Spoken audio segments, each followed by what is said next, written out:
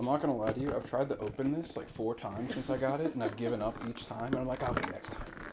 Doesn't have like a little bit of tape or something on? Yeah, it's Oh, is tape it right tape? there. Oh, okay, yeah. Kingmaker is loosely based on the medieval period in the late 15th century, marking the Wars of the Roses. You might recognize the influence this period had in certain media based on thrones, bones, and dragons.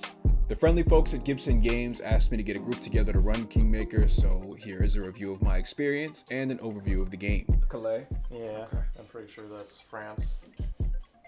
Just butcher all the pronunciations, makes Oh, it even yeah. better. That's what they get for having Americans review it. Yeah. You can do the thing where you have the like. The English, French, and Spanish in the 15th century are perhaps most recognizable for constantly battling amongst themselves and one another. Therefore, in this game, players will take on the role of nobles from 24 different families in England and Wales during the Wars of the Roses. They'll mimic the political and military machinations of the time, and they'll eliminate royal pieces on the board. We played Kingmaker Classic, so each player controlled a faction of nobles. The goal of the game is to be the first player to crown one of their nobles as king. It is quite demanding to set up with many dozens of small game pieces, but not without reason. The political war game is replayable and offers several modes.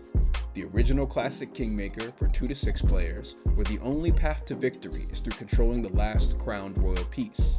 The new Kingmaker 2 is for 2 to 5 players, and it's meant for a shorter game with a variety of win conditions.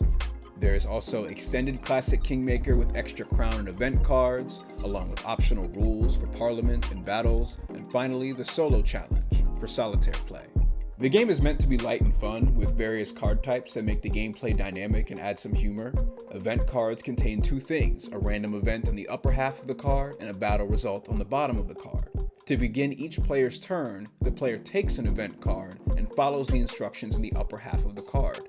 There are also crown cards, which include your nobles, titles, towns, offices of government, mercenaries, and finally ships. If you're into games that demand light strategy and competing through diplomacy, Kingmaker is a good pickup.